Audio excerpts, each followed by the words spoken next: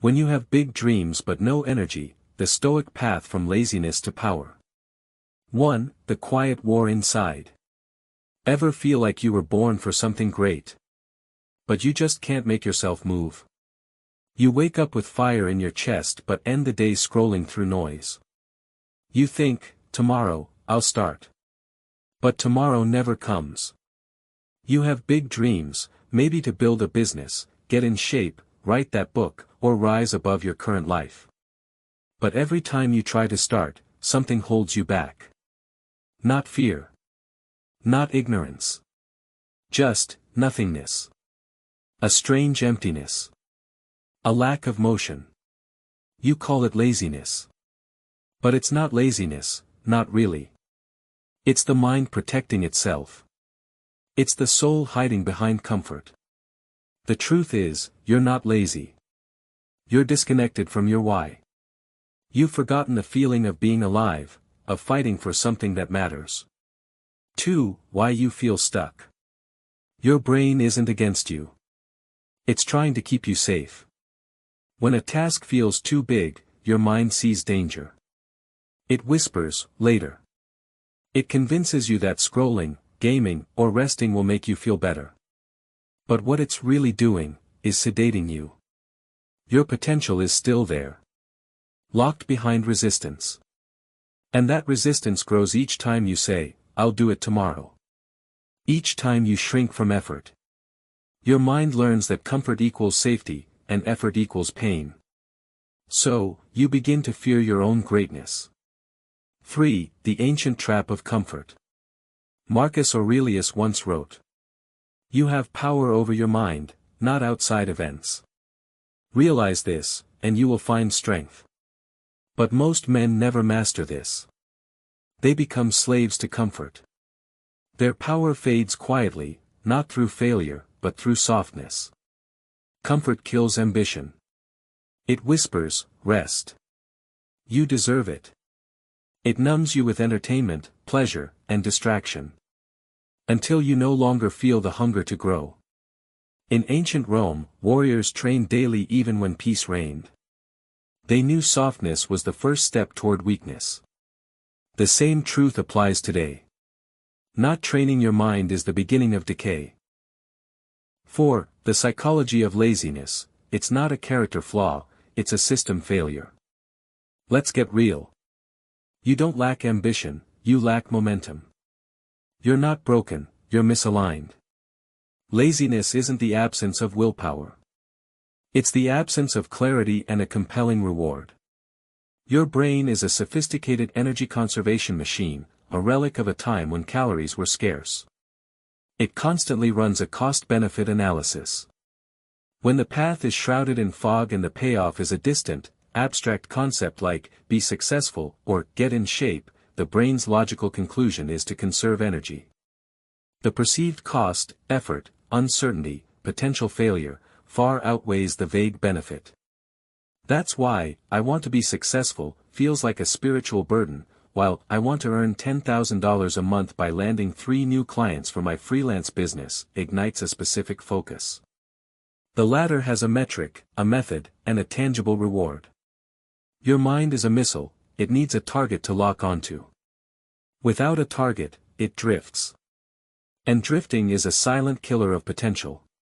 The longer you drift, the more you acclimatize to stagnation. You start to believe that movement itself is impossible, that the engine is broken. In reality, you just forgot how to turn the key. The feeling of laziness is not the cause of your inaction, it is the symptom of a system that lacks direction, clarity, and immediate, rewarding feedback. 5. Step 1, make it small, the antidote to paralysis. Here's the truth you've been avoiding, the mountain of your dreams is too high to climb in one jump. Staring at its peak from the base camp is what triggers the paralysis of perfectionism and overwhelm. Your subconscious screams, it's too much, and shuts down. You don't need to move the mountain. You just need to take the first step. Not a leap, a step. Don't write a book, write 1 sentence. Don't get fit, do 5 push-ups. Don't learn a language, memorize 1 new word. Don't clean the house, wash one dish. This isn't about dumbing down your ambitions, it's about outsmarting your own brain's resistance. When you make the goal infinitesimally small, your brain relaxes. It no longer perceives a threat to its energy reserves, it sees a manageable, almost laughably easy task. And when you act, even for 2 minutes, you achieve two critical things: you break the psychological spell of avoidance, and you generate a tiny spark of momentum. Because motion creates emotion. And emotion fuels further action.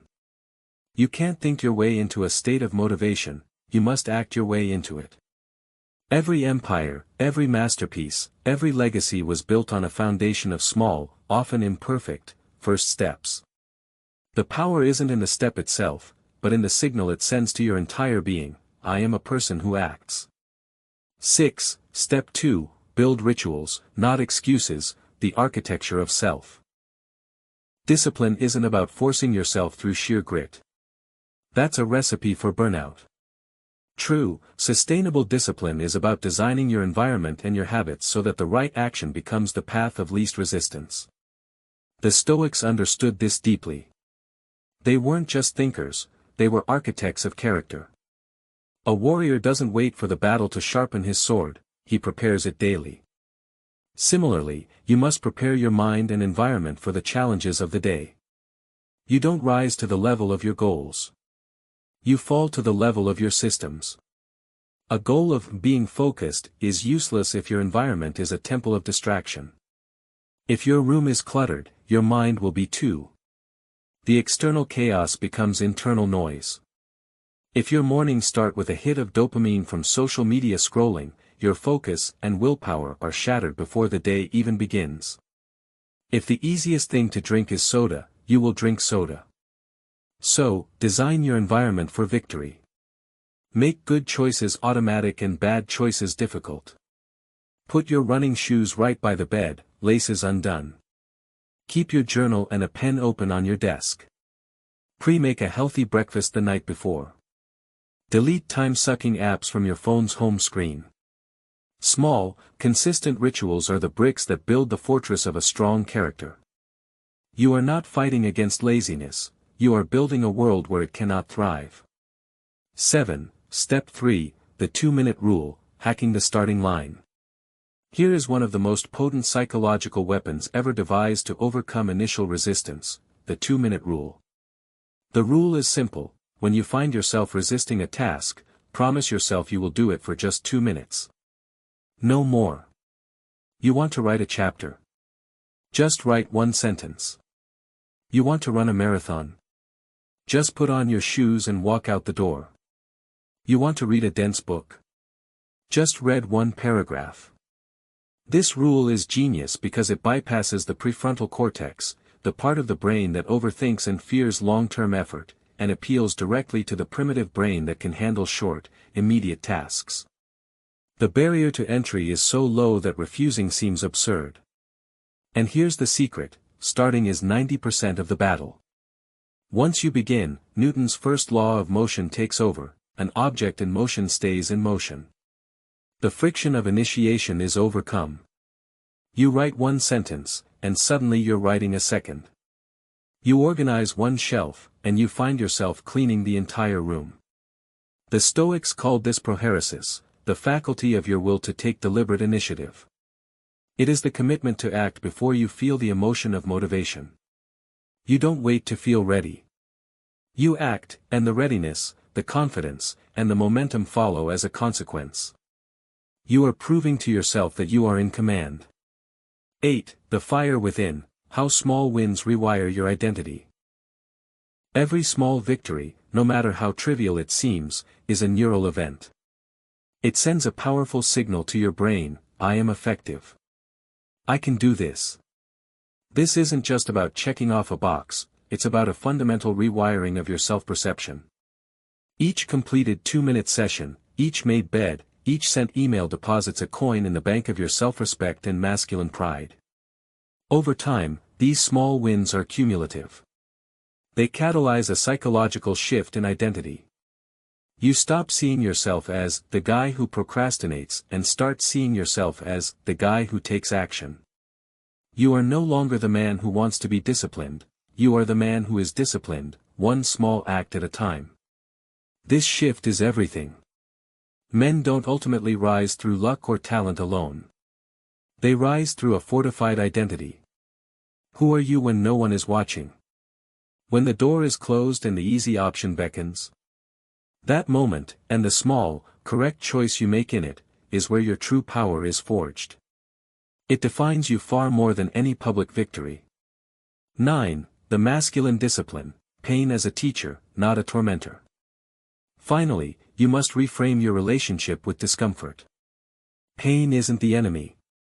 It's the test.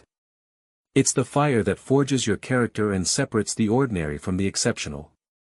The Stoics didn't worship pain, but they revered its purpose. Seneca wrote, "Difficulties strengthen the mind, as labor does the body." The discomfort of a cold shower, the strain of a heavy weight, the mental friction of deep work, these are not punishments.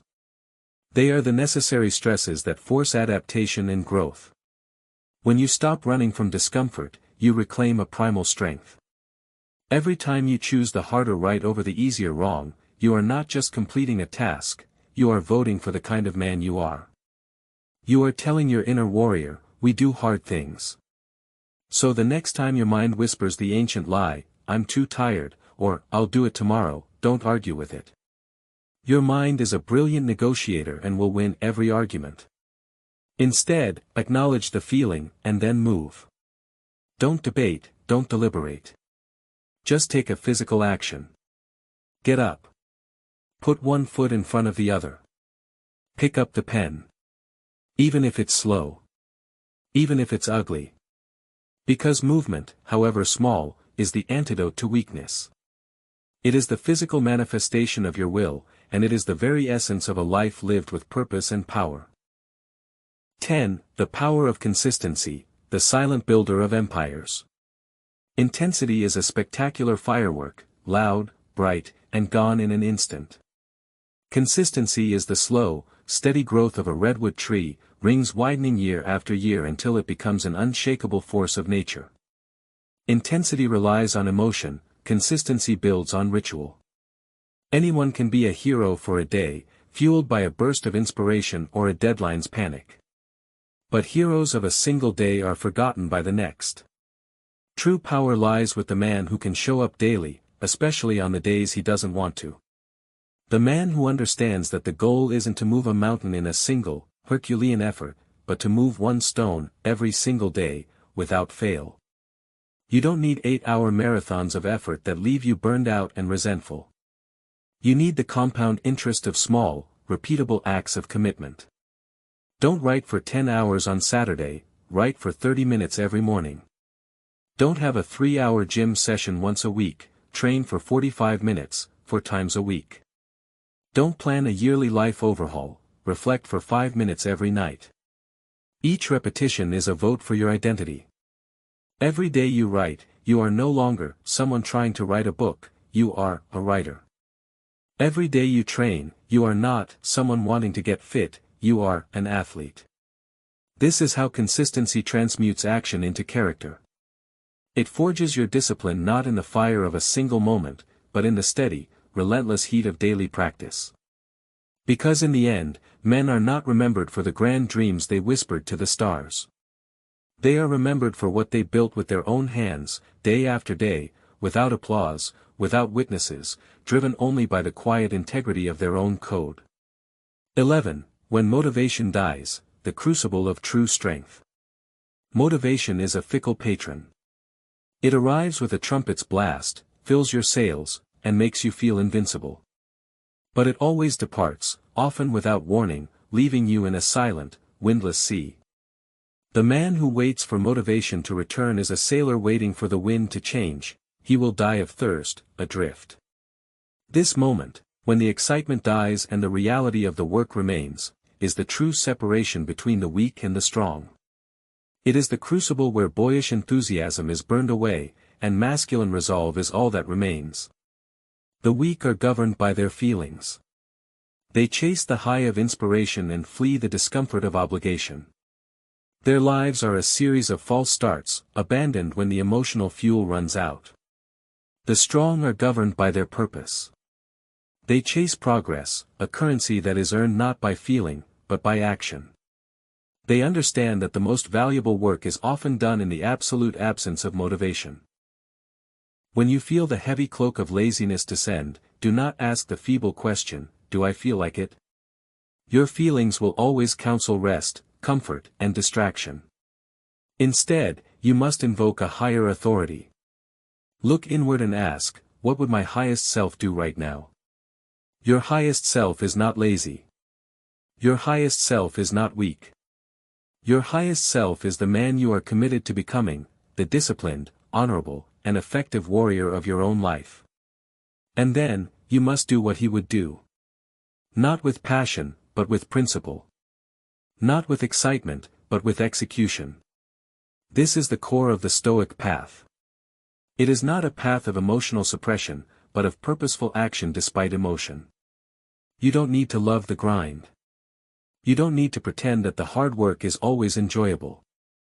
You simply need to respect it, to understand that the grind is the price of admission to a life of meaning and power. You pay the price not because you want to in the moment, but because you respect what it purchases in the end, a self you can look in the eye with pride. 12. The mind is a muscle, forge your mental fortitude. You can train your body. You can build your strength, your stamina, your physique. But most men forget the most critical system of all, the mind is also a muscle. And right now, yours is out of shape. It has grown soft on a diet of instant gratification and comfortable avoidance. Like any atrophied muscle, it feels weak, sluggish, and resistant to strain. Every time you hit the snooze button, you perform a rep of weakness. Every time you choose scrolling over studying, you reinforce neural pathways of fragility. Every time you break a promise to yourself, you teach your mind that your word is worthless. But the inverse is also true. Every time you push through resistance, even for 2 minutes, you are performing a mental rep, you are adding a micro-layer of resilience to your psyche. Mental strength isn't built in the comfort of the couch, it's forged in the resistance of the climb. It is the product of friction. When you wake up early despite exhaustion, you are strengthening your discipline. When you keep your word when it's inconvenient, you are building your integrity. When you push through the agonizing boredom of practice, you are forging your focus. This is the gym for your character. You are teaching your brain to obey your purpose, your principles, and your will, not the fleeting whims of your feelings. This is the essence of masculine mastery. It is not command over others, but command over self. 13. Dopamine and the illusion of progress. Reclaim your reward system. Your phone, your feeds, your video games, your streaming services, they are not neutral tools. They are sophisticated Skinner boxes engineered for one primary purpose, to hijack your brain's dopamine system. Every notification, every like, every swipe, every new episode delivers a tiny, unpredictable reward. A little hit that screams, "You found something valuable," without you having to create anything of value. Your brain, wired for seeking, gets hooked on this cheap, high-frequency lottery. You start to crave the instant gratification. Why endure the delayed reward of building a business, writing a book, or sculpting your body when you can get a simulated sense of progress and connection with one tap? But here's the neurological catch: dopamine doesn't equal fulfillment, it drives seeking. It's the anticipation of reward, not the satisfaction of achievement. This constant drip feed creates an illusion of progress without progress. You feel busy and connected, but you are stagnant and isolated. The Stoics warned about this thousands of years ago. Seneca cautioned against pleasures that come at the cost of your freedom. Every hour lost to mindless scrolling is an hour you have surrendered, a piece of your sovereignty traded for a cheap thrill. So, you must take your dopamine back. You must become the architect of your own rewards. Make the sweat of a hard workout your new high. Make the deep focus of a work session your new addiction. Make the tangible progress of a skill mastered your new pleasure. When you train your mind to crave the dopamine hit that comes from genuine achievement and growth, you become unstoppable. You are no longer a consumer of distractions, you are a creator of your destiny.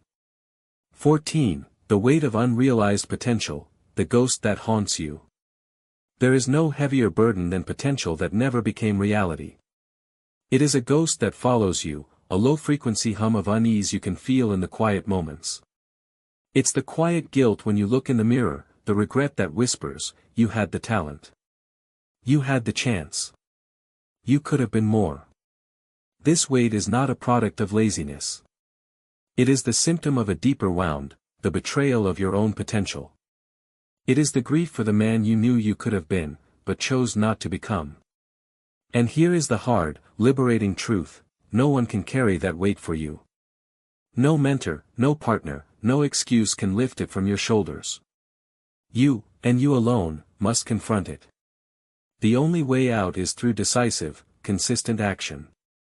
Because a man who never realizes his potential dies twice.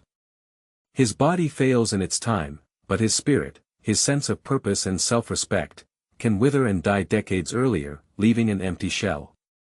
Every day you delay, the fire of your ambition grows colder. The path becomes overgrown with doubt. But every small, courageous step you take, every sentence written, every weight lifted, every skill practiced, is a blow against that ghost. It reignites the flame. It proves to the deepest part of you that it is not too late, that you are still in the fight. 15. The masculine code of action, principle over preference. There is a code, an internal operating system, that every man who has ever built anything of value has lived by. It is simple to state, but arduous to live: do what must be done, whether you feel like it or not. Your emotions are not your master, they are your messengers. Fear tells you about risk, not certainty. Discomfort tells you about effort, not impossibility. Resistance tells you you're leaving your comfort zone, not that you're on the wrong path. To let these transient feelings veto your purposeful action is to hand the keys of your life to a frightened child. When you feel that internal resistance, that whining voice begging for ease, recognize it for what it is, a signal that you're on the right path. Comfort never built a warrior, a leader, or a master of any craft. The masculine soul is not forged in safety, it is tempered under challenge. When things get hard, when you want to quit, that is the precise moment you are meeting your true self. Will he be a man of words, or a man of deeds? Action is truth. Promises, plans, and philosophies are just noise until they are translated into motion. The world does not care what you intend to do, it only responds to what you actually do. 16. The art of building momentum, the physics of transformation. The first step is the hardest because you are fighting the entire weight of inertia, the universal law that a body at rest tends to stay at rest. The second step is easier because you have already broken the static friction. By the 10th step, you are unstoppable because you are now working with momentum, the law that a body in motion tends to stay in motion. Momentum is a force multiplier. A small, consistent push, applied daily, can move mountains over time. That is why you must start, even if the start is laughably small. You don't need to write a book, you need to write a paragraph every morning. You don't need to get fit, you need to move your body daily, even for 5 minutes. You don't need to master a craft, you need to practice for 10 minutes, not 10 hours.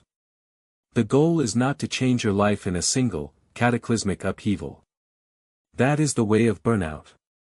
The goal is to stop standing still. To introduce the slightest vector of motion into your stagnant reality. Because when you move, the universe moves with you. Opportunities that were invisible from a standstill reveal themselves. Synchronicities occur. Your small, daily actions create a gravitational pull that draws resources, people, and luck toward your purpose. You are no longer waiting for your life to begin, you are building it, one deliberate, momentum-gaining step at a time. 17. Environment, the hidden enemy. You can't grow in an environment that is actively working to keep you weak. Your surroundings are not a passive backdrop, they are an active force, either cultivating your discipline or eroding it. Look around with ruthless honesty. Is your circle of friends and colleagues pushing you to level up, holding you accountable to a higher standard? Or are they subtly, or overtly, encouraging mediocrity, mocking your ambitions to suit their own complacency? Are your daily habits, the first hour of your morning, the last hour of your night, feeding your discipline or feeding your distractions? The clutter on your desk, the notifications on your phone, the junk food in your kitchen, these are not innocent. They are choices that shape your behavior. The Stoics, like Seneca and Marcus Aurelius, often withdrew from the chaos of the crowd to think clearly. This wasn't misanthropy, it was strategic. Solitude sharpens focus by removing the noise of other people's agendas and expectations. Sometimes, the most masculine and powerful move you can make is to walk away. To walk away from relationships that drain your energy, from digital spaces that hijack your attention, and from physical spaces that foster stagnation.